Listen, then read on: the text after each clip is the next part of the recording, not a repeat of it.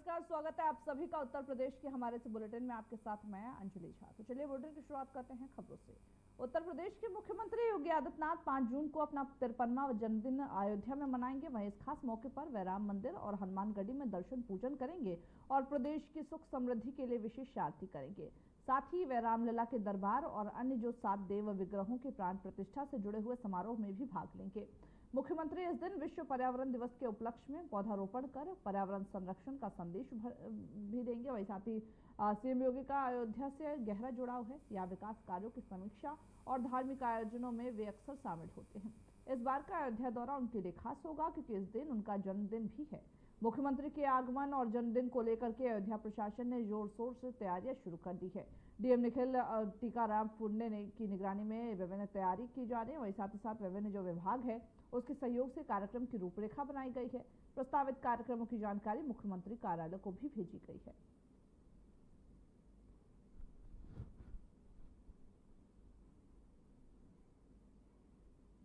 तो चलिए इस बीच बड़ी खबर की ओर लखनऊ से रुक कर लेते हैं, जहां पर तुफैल हारून अलग अलग इलाकों से गिरफ्तार किए गए। पाकिस्तान के लिए जासूसी के आरोप में दोनों ही गिरफ्तार किए गए। दिल्ली का हारून बताया जा रहा है, वही वाराणसी के तुफैल को गिरफ्तार किया गया है। पूछताछ जारी है, उससे अलग अलग इलाकों से पकड़कर एटीएस पूछताछ कर रही है। 7 दिन की रिमांड पर लेकर एटीएस पूछताछ कर रही है। वही अहम खुलासा, दोनों ने कई युवकों को अपने साथ जोड़ा।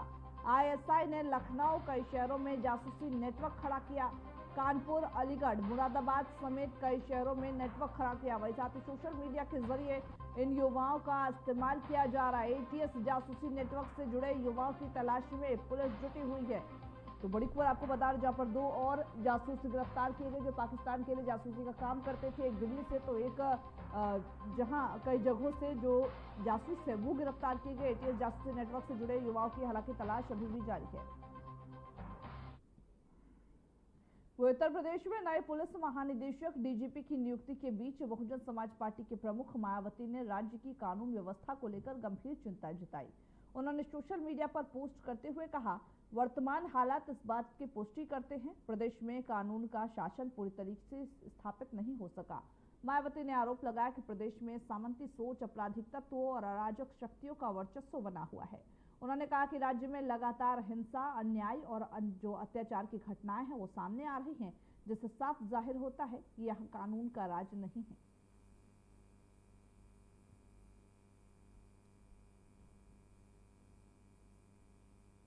वो उत्तर प्रदेश सरकार ने 31 मई 2025 को 1991 बैच के वरिष्ठ आईपीएस अधिकारी राजीव कृष्ण को राज्य का नया डीजीपी नियुक्त किया। उन्होंने कार्यवाहक डीजीपी प्रशांत कुमार की जगह ली है।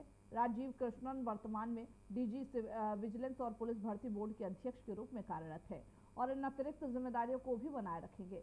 राजीव कृष्ण ने अपने जो करियर है उसमें कई महत्वपूर्ण पदों पर कार्य किया है। वे उत्तर प्रदेश के एंटी टेररिस्ट स्क्वाड के संस्थापक प्रमुख रहे हैं और सीमा सुरक्षा बल में भी उनकी महत्वपूर्ण भूमिका थी।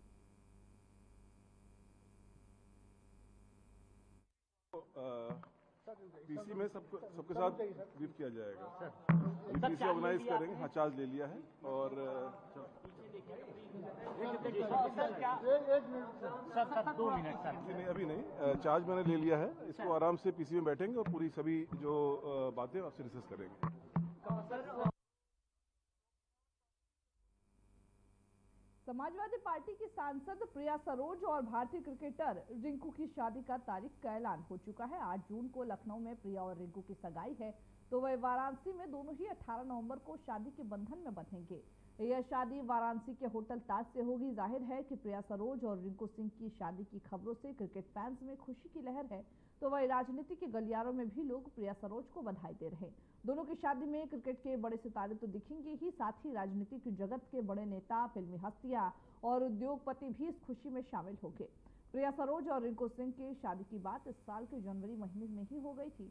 वही रिंकू सिंह और प्रिया सरोज के परिवार ने खुशखबरी शेयर करते हुए कहा कि दोनों बच्चे एक दूसरे को पसंद करते हैं, शादी करना चाहते हैं। इससे दोनों परिवार में खुशी की लहर आ गई है।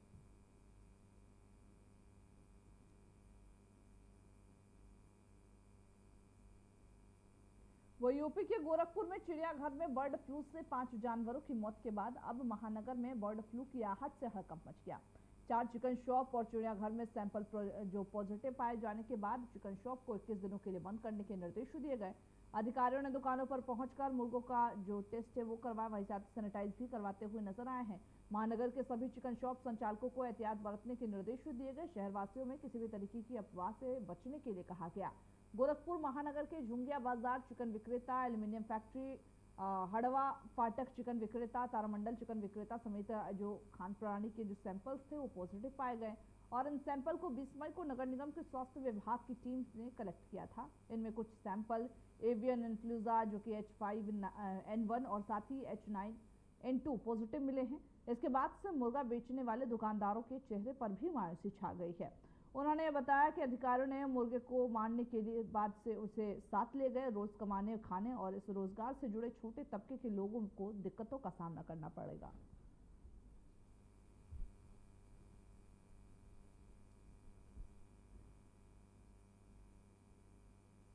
वहीं अलीगढ़ में गुड़ियाबाग चौकी इंचार्ज सचिन चौधरी के खिलाफ बीजेपी के कार्यकर्ताओं ने जमकर प्रदर्शन किया। आरोप है कि चौकी इंचार्ज ने एक पीड़ित से न्याय दिलाने के नाम पर 1 लाख की रिश्वत मांगी और अभद्रता भी की। बीजेपी कार्यकर्ताओं का कहना है कि शहर विधायक संजीव मुक्ता राजा ने जब पीड़ित के पक्ष में चौकी इंचार्ज को फोन किया तो इंचार्ज ने विधायक के साथ भी अभद्र व्यवहार किया। इसे विधायक का अपमान मानते हुए कार्यकर्ताओं ने थाना दहेली के गेट पर धरना प्रदर्शन किया और चौकी इंचार्ज के खिलाफ कड़ी कार्रवाई की मांग की है।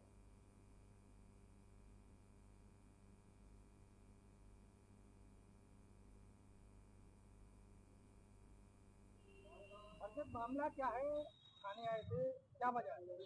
देखिए, एक विषय गुड़ियाबाग चौकी के अंतर्गत जो थाना दिल्ली गेट के अंतर्गत आता है, उसमें दो पक्षों के बीच एक मारपीट का विषय हुआ। दोनों पक्षों को शहर विधायक और सम्रांत व्यक्तियों द्वारा समझा बुझाकर समझौता कराया गया। उसी के अंतर्गत एक एफिडेविट आईओ को इंस्पेक्टर साहब के माध्यम से दिया गया। उस वक्त इंस्पेक्टर साहब ने वो एफिडेविट स्वीकार कर लिया और बाद में आईओ से मिलने के लिए कहा। आईओ से जब मिले, एक पक्ष की महिला को आईओ द्वारा भद्दी बातें, अभद्र भाषा का प्रयोग, पैसे की डिमांड उस दरोगा के माध्यम से की गई।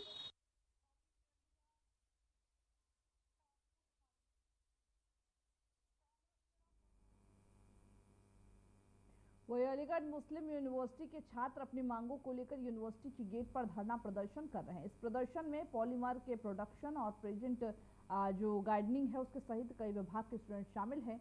बताया जा रहा है कि मास्टर एम्ब्रोस नहीं भरने के कारण यूनिवर्सिटी के छात्रों में भारी आक्रोश है। छात्रों का यूनिवर्सिटी प्रशासन पर आरोप है कि लगातार छात्रों का शोषण किया जा रहा। वही छात्रों ने यूनिवर्सिटी प्रशासन पर मनमानी करने का भी आरोप लगाया। हालांकि छात्रों के उग्र आंदोलन को देखते हुए यूनिवर्सिटी पर भारी पुलिस बल तैनात किया गया। साथ ही साथ छात्र अपनी मांगों को लेकर अपनी जिद पर अड़े हुए हैं। छात्रों का कहना है कि जब तक मांगे पूरी नहीं होगी धरना प्रदर्शन जारी रहेगा।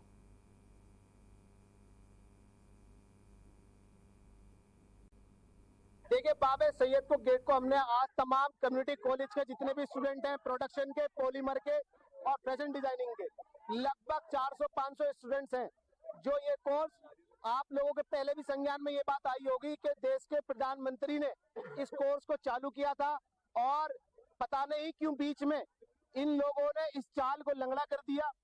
खास तौर से हमारे अलीगढ़ मुस्लिम यूनिवर्सिटी के कंट्रोलर साहब जो बिल्कुल तानाशाही रवैया अपनाए हुए हैं और जब उनसे बात करने जाते हैं तो वो हमको स्टूडेंट तक समझने की जहमत नहीं उठाते। चलते चलते हमसे बात करते हैं, हम लोगों को ये महसूस कराते हैं कि हम इस यूनिवर्सिटी का हिस्सा नहीं है। क्या सर सैयद अली रहमान ने जब इस यूनिवर्सिटी को तामीर करने के लिए गली गली कूचे कूचे जाकर लोगों के सामने हाथ फैलाए थे और अपनी इज्जत नफ्स को हथेली पे रखकर उन्होंने इस यूनिवर्सिटी को, इदारे को कायम किया? क्या उन्होंने ये सोचकर किया था कि यहाँ के पढ़ने वाले तलबाओं के अंदर फर्क किया जाएगा? बिल्कुल नहीं।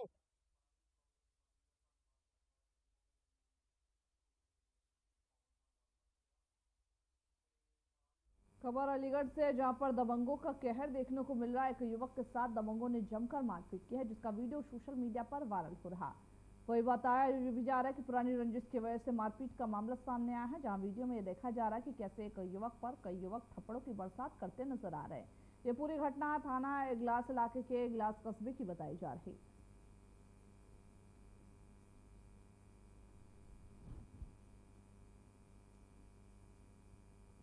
तो जहां तस्वीरें भी हम आपको दिखा रहे हैं, जैसे ये वीडियो है जो सोशल मीडिया पर इन दिनों जमकर वायरल, जहां एक युवक को बेरहमी से जो बाकी जो युवक है वो थप्पड़ों की बरसात करते हुए नजर आ रहा है। हालांकि ये बताया जा रहा है पूरा जो मामला है वो पुरानी रंजिश की वजह से बताया जा रहा है। तो चलिए अब अन्य खबरों की ओर रुख कर लेते हैं। हरिद्वार से बड़ी खबर आपको बता दें, दिल्ली की सीएम रेखा गुप्ता हरिद्वार पहुंची है। हर की पौड़ी पर भाजपा कार्यकर्ताओं ने उनका स्वागत किया। सीएम रेखा गुप्ता ने हर की पौड़ी पर पूजा अर्चना भी की है। बड़ी खबर आपको बता दें, जहां पर रेखा गुप्ता हरिद्वार पहुंची, उस दौरान हर की पौड़ी पर पूजा अर्चना करते हुए नजर आए। वहीं साथ ही साथ बीजेपी के जो कार्यकर्ता थे उन्होंने सीएम रेखा गुप्ता का स्वागत किया।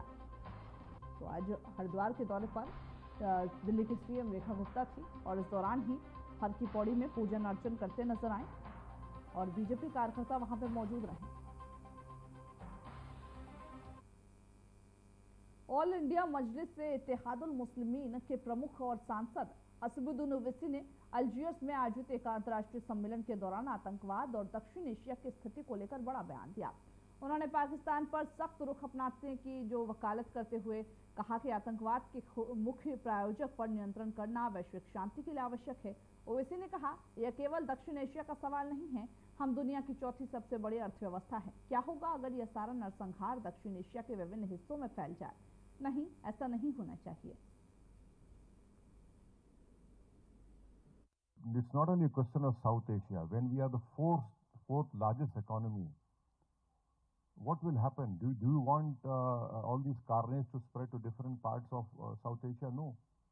So it is in the interest of world peace and to control Pakistan, which is the main sponsor of terrorism. It has to be brought back in the FATF grey list, and also Algeria is a contributor to UN counter-terrorism initiatives.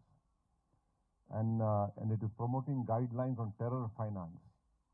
So we hope that we have a common enemy in form of terrorism, in form of ideology, and that is why our government has sent us to your great nation to please put forward these viewpoints.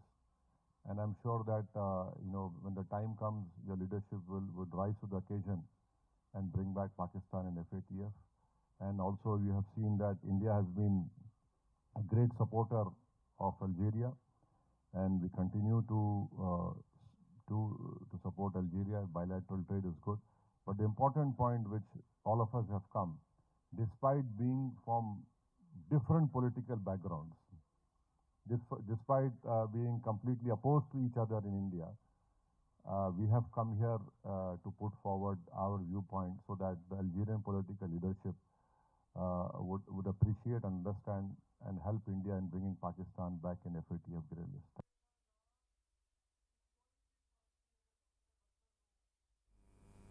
राष्ट्रीय जनता दल के पूर्व नेता तेज प्रताप यादव ने social media के x platform पर एक भावुक post share किया है, जिसके जरिए माता पिता लालू प्रसाद यादव और राबड़ी देवी के प्रति गहरी श्रद्धा और प्रेम व्यक्त किया। अपने ट्वीट में तेज प्रताप ने लिखा, मेरे प्यारे मम्मी पापा, मेरी सारी दुनिया बस आप दोनों में ही है। भगवान से बढ़कर हैं आप, और आपका कोई भी आदेश आप हैं तो सब कुछ है मेरे पास।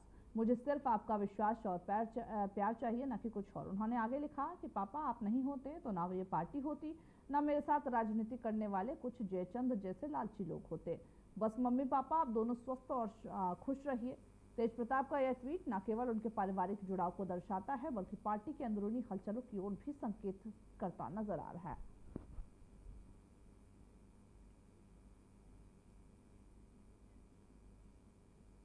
वह व्यापार जगत के लिए राहत भरी खबर है। तेल विपणन कंपनियों ने कॉमर्शियल एलपीजी गैस सिलेंडर की कीमतों में 24 रुपए की कटौती की है। यह नई जो कीमत है वो आज से लागू हो गई है। अब दिल्ली में 19 किलोग्राम वाले जो कॉमर्शियल सिलेंडर है उसकी खुदरा कीमत 1750.50 होगी। इसमें पहले मई में कीमत जो है उसमें 15 की कटौती की गई है, जबकि अप्रैल में यह सिलेंडर 1762 में बिक रहा था। लगातार दूसरी बार कीमतों में कटौती से व्यापारियों को राहत मिली है, खासतौर पर उन व्यवसायों को जो रोजमर्रा के संचालन में गैस सिलेंडर पर निर्भर है, जैसे कि होटल, रेस्टोरेंट और कैटरिंग सेवाएं। विशेषज्ञों का मानना यह है कि इस फैसले से छोटे और मध्यम व्यापारियों की लागत में कमी आएगी, जिससे मुनाफे में सुधार हो सकता है। इसका व्यापक असर देश की अर्थव्यवस्था पर भी सकारात्मक रूप में पड़ सकता है।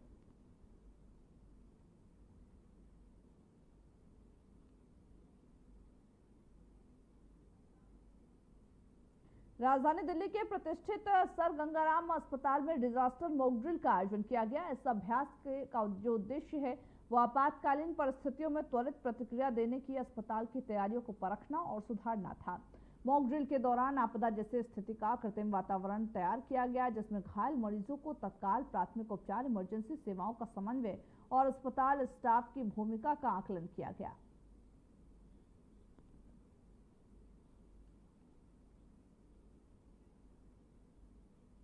वही दिल्ली के जंगपुरा इलाके स्थित मद्रासी कैंप में अवैध अतिक्रमण हटाने के लिए तोड़फोड़ अभियान चलाया गया। यह कार्रवाई अदालत के आदेश पर की गई है। दक्षिण पूर्व दिल्ली के जिला मजिस्ट्रेट अनिल बाका ने इस अभियान की पुष्टि करते हुए कहा, प्रशासन ने पूरी प्रक्रिया को कानूनी निर्देशों के तहत अंजाम दिया है। डीएम अनिल बाका ने यह भी बताया कि यह कार्रवाई अदालत के आदेश के तहत की जा रही। हमने नरेला के जो सभी पात्र हैं उन लोगों से फ्लैट आवंटित कर दिए हैं। कुल 370 झुग्गियां ध्वस्त की गई, जिनमें से 189 झुग्गी निवासी जो हैं वो पुनर्वास के लिए पात्र पाए गए।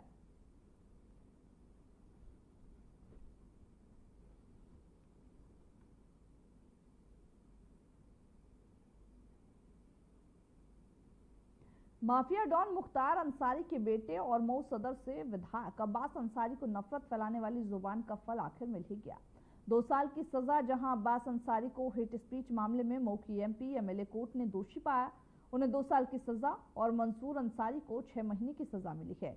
लेकिन रुकिए, इस फैसले ने एक अजीब संयोग पैदा कर दिया है। विधायक की सीट जाएगी या नहीं, देखिए इस रिपोर्ट को। साल था 2022। चुनावी गर्मी अपने चरम पर और मंच पर खड़े थे अब्बास अंसारी। उन्होंने माइक उठाया और माइक से गिराया एक राजनीतिक रॉकेट। बोले कि सरकार बनने दो, फिर अफसरों को देख लेंगे। कानून ने सुना, एफआईआर ने लिखा और आईपीसी की धाराएं जैसे झुलस गई। धारा 171F, 506, 153A और 120B जैसे सेक्शन अब्बास के नाम हो गए, मानो किसी विश्वविद्यालय में ऑनर्स की डिग्रियां मिली हो। अब्बास अंसारी पर आपराधिक धमकी देना, चुनाव अधिकार का गलत इस्तेमाल करना, सरकारी कार्यों में बाधा डालने, सरकारी कर्मचारी को धमकाने और धर्म जाति के आधार पर वैमनस्य फैलाने और षड्यंत्र रचने की धाराएं लगी थी। जिसके बाद आखिरकार अब सीजेएम कोर्ट ने माफिया मुख्तार अंसारी के बेटे और मऊ सदर से सुबह सपा विधायक अब्बास अंसारी को हेट स्पीच मामले में दोषी करार दिया है। वहीं चाचा मंसूर अंसारी को षड्यंत्र में भागीदार होने का दोषी पाया गया है। अब मऊ की सीजेएम कोर्ट ने अब्बास अंसारी को 2 साल की सजा और मंसूर अंसारी को 6 महीने की सजा सुनाई है। साथ ही दोनों पर 2000 रुपए का जुर्माना भी लगाया गया है। कोर्ट में सजा के ऐलान के बाद अब्बास अंसारी ने तय किया है कि वे मऊ के सीजेएम कोर्ट के फैसले के खिलाफ हाई कोर्ट का दरवाजा खटखटाएंगे। अब्बास अंसारी का कहना है कि उन्हें ठीक से सुना नहीं गया, इसलिए अब वे शिकायत लेकर हाई कोर्ट जाएंगे। अब इसके बाद एक सवाल ये भी उठ रहा है कि क्या अब्बास अंसारी की कुर्सी बची रहेगी। ये कयास लगाए जा रहे थे कि सजा की समय सीमा अब्बास अंसारी की विधायकी पर असर डाल सकती है। सवाल उठ रहे थे कि क्या सुबह सपा विधायक अब्बास अंसारी की विधानसभा सदस्यता रद्द की जाएगी। हालांकि अभी स्पष्ट हो गया है कि अब्बास अंसारी की विधानसभा सदस्यता सुरक्षित है, क्योंकि अगर अब्बास अंसारी को 2 साल से ज्यादा की सजा होती तो उन्हें अपनी विधानसभा की कुर्सी छोड़नी पड़ती। हालांकि मऊ की सीजेएम कोर्ट ने उन्हें ठीक 2 साल की सजा सुनाई है। Bureau report, RNTV। वही देश में एक बार फिर कोरोना की दस्तक ने लोगों को सतर्क कर दिया है और शांति के लिए अब कोविड संक्रमण तेजी से लगातार बढ़ता हुआ नजर आ रहा है। एक्टिव केसों में 5 गुना उछाल देखा गया। वही एक्टिव मामले लगभग 2700 के पार हो चुके हैं और देश के कई राज्यों में हालात चिंताजनक हो चुके हैं। हालांकि स्वास्थ्य मंत्रालय का कहना है कि घबराने की जरूरत नहीं है, लेकिन सतर्कता बेहद जरूरी है। देखिए इस रिपोर्ट को। देश में कोरोना वायरस फिर डराने लगा है। कुछ महीने तक लगभग शांत रहा वायरस अब दोबारा रफ्तार पकड़ने लगा है। ताजा आंकड़ों के मुताबिक कोविड के एक्टिव केस 2710 पहुंच चुके हैं। सबसे ज्यादा प्रभावित राज्य केरल, महाराष्ट्र और दिल्ली है। केरल में 1147 केस रिपोर्ट किए गए हैं। उसके बाद महाराष्ट्र में 424 केस दर्ज किए गए हैं। 30 मई की सुबह 8 बजे तक के आंकड़े के मुताबिक दिल्ली में 294 और गुजरात में 233 मरीज मिल चुके हैं। कर्नाटक और तमिलनाडु में 148 केस दर्ज किए गए हैं। जबकि पश्चिम बंगाल में 116 मामले दर्ज किए गए हैं। पिछले 24 घंटे में 7 मौतें भी दर्ज की गई हैं। इस साल के पहले 5 महीनों में मरने वालों की संख्या 22 हो गई है। पिछले 24 घंटे में महाराष्ट्र में 2 मौतें हुई हैं, जबकि दिल्ली, गुजरात, कर्नाटक, पंजाब और तमिलनाडु में एक मौत रिकॉर्ड की गई है। दिल्ली में 60 वर्षीय महिला की मौत हुई है। राष्ट्रीय राजधानी में 24 घंटे में 77 मरीज मिल चुके हैं। उसके बाद केरल में 24 घंटे में 72 और महाराष्ट्र में 34 मरीज पाए गए हैं। बीते सप्ताह यानी 25 मई तक कोविड केसों में 5 गुना उछाल देखने को मिला था और आंकड़ा 1000 के पार पहुंच चुका था। केरल में सबसे ज्यादा कोरोना टेस्ट किए गए हैं। संभवतः इससे वहां मरीज भी सबसे ज्यादा ट्रेस हुए हैं। मिजोरम में भी कोरोना के 2 केस सामने आए हैं। यहाँ 7 महीने बाद कोरोना के मरीज मिले हैं। तो चलिए अब आपको उछाल के पीछे की वजह बताते हैं।